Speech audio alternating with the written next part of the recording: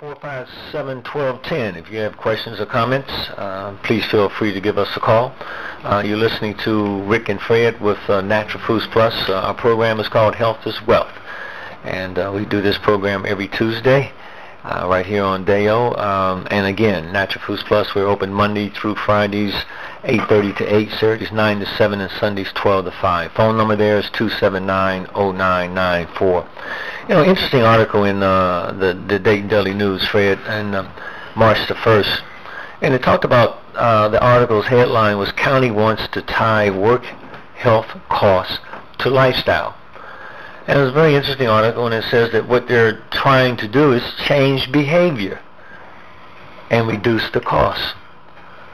It says the county's cost is rising faster than the national average, as is the prevalence of lifestyle-related illnesses such as the high blood pressure, high cholesterol, gastric issues, and diabetes.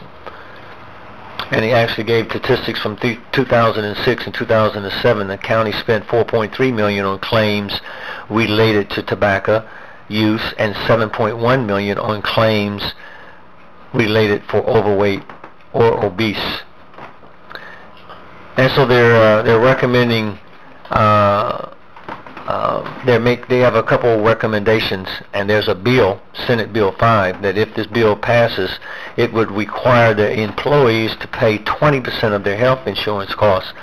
And so what they're recommending is that the increase could be offset by incentives, and they have two incentives.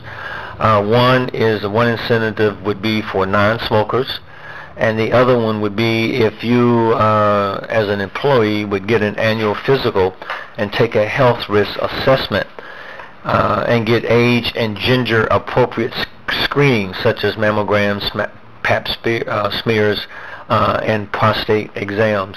Give me your overall opinion of this. Well, Rick, I think it's a mixed bag. First of all, I think it only makes sense that a company is going to seek to lower its costs by looking at the impact of lifestyle on employment losses. But the mixed bag is two. They're wanting to change behavior. I don't think that's anybody's job. That's the person that's doing it. Every person should be responsible for their own things. In terms of reducing costs, I think you should do everything you can to reduce costs.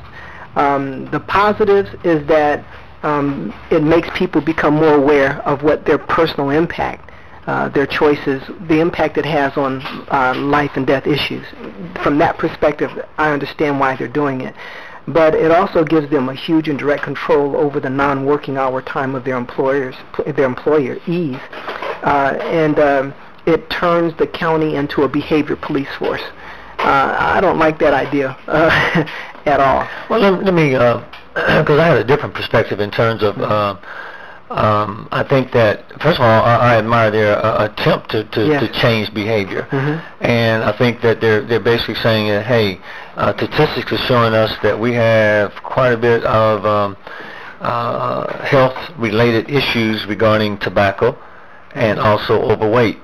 And so I think it's like, okay, how can we be effective and bring about change? And somehow you have to change behavior, because what we're finding is that smoking and also overweight is contributing to a lot of the chronic metabolic issues. Mm-hmm. What I'm saying is that let's go a step further. And so what they're doing is, and they're saying one incentive is for if you're a non-smoker, I guess that's going to be incentive, and that's good. And then the other one is that if you are required to take these health exams. Mm-hmm. And then, okay, my point though is that afterwards, what program are you implementing that's going to help the person that may have the results of these programs, and then what type of program are you recommending? Mm-hmm. And so I don't know, I'm saying let's take it a step further, but I can commend them, number one, in terms of looking at the issues and trying to come up with some type of program to effectively change behavior, whereby or thereby then changing the results. We have a caller, Michael? Good morning, it's WDAO. Your first name, please. I'm RG. Good morning, RG. Yeah, I have a question I'd like to ask you guys, get your thoughts on it, and I'll probably, well, maybe we'll not hang up, but anyway, there's this company that's advertising, they said that they have this program that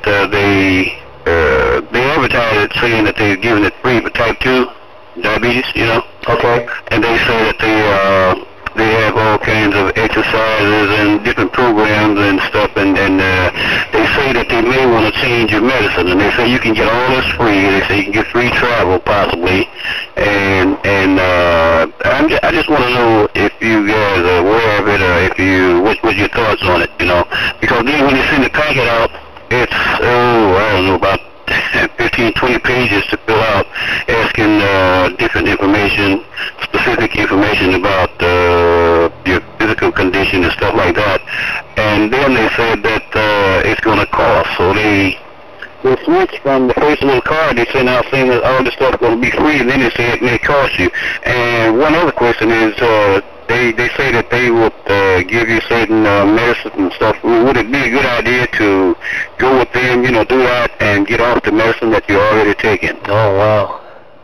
Well, RG, I got some major red flags that go up. The first one is you already said they've done a bait and switch on you. They said it's free and now it's not free. That should give you some kind of a pointer that you need to be a little bit more careful than that. First of all, if you have a primary care physician, I would talk with your primary care physician so that you can be attached to somebody with a face that's local that you can hold accountable. You don't know who these people are. You don't know where they are. You don't know what they're really about. It could be just about making some money off of people who are desperate for wanting to get well. Well, they are pretty well known. Well, I guess they're pretty well known. If it's okay to say, they are a wellness connection on Stroop Avenue. You know, they are people that go there, but occasionally, every once in a while, about twice a year, 2-3 times a year, they come out with this program, you know, with this information saying that they want to do the study on you, you know. Well, I don't know about doing a study. I'm not sure what all that is. I've never heard of the program, or I'm not aware of it and what's particularly about it. Type 2 diabetes is easy to deal with. But I don't recommend that you change medications without talking to a doctor or without having somebody that's there to monitor you so that's responsible enough to be able to do that kind of a thing. But there are lots of lifestyle kinds of things you can do without spending extra money and without going to another company to pay them to help you with something that's within your power to fix.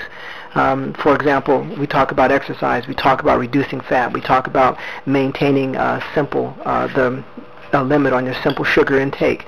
We talk about increasing the healthy kinds of foods that a person needs. Those are the things that are available for you to be able to do. There are different supplements you can begin to take that can work with your medications until you get things under control, and then you can begin talking with your medical doctor about the need of medications as your sugar levels drop and the signs that you have it under control are intact. But if it's about trusting people you don't know, I guess you're going to have to do the research and really be careful about it. Look at the people that have gone, find out what their experience is with that particular program, and then if that's something you still want to do, then that's your choice, good man. I want to thank you, RG, for giving us a call. And again, callers out there, 457-1210, if you'd like to deviate from our outline and with any type of questions or comments. Mm-hmm. You know, last week I mentioned a book that I'm reading, and I was hoping we could go back to your Senate bill thing. Okay, let's go there. Yeah, let's go there. Just another minute, because you know the part that I shared about my concern about people becoming a behavior police for somebody else, and you mentioned about not stopping there, that it doesn't go far enough. Right. The other issue that I had with this, Rick, is that their incentives are very limited, and they are all directed, or primarily directed towards getting you back involved into the healthcare thing by getting different checkups and risk assessments, etc. And since there's trying to get you to change your behavior, none of the incentives are based upon your direct behavior. So right. Why don't they have some incentives that speak about weight loss over a certain period of time, or behaviors that include membership and going to a gym, where a person is doing some things that that are not as expensive as getting just the annual checkups and things of that sort. I know it will be harder to measure other direct lifestyle protective measures that people are doing, but since your focus is on changing behavior, why don't they focus on some of those? Absolutely, and that's the point. I mean, there's some corporate and institutions out there that are that have exercise programs that they're trying to incorporate within the on the job, and giving their employees a time, a half an hour, and those are the type of programs that I think that you look at with actually changing behavior, thereby changing the results of the effects of the chronic metabolic issues that they're being confronted with. Got another caller, Michael? It's WDAO. Good morning.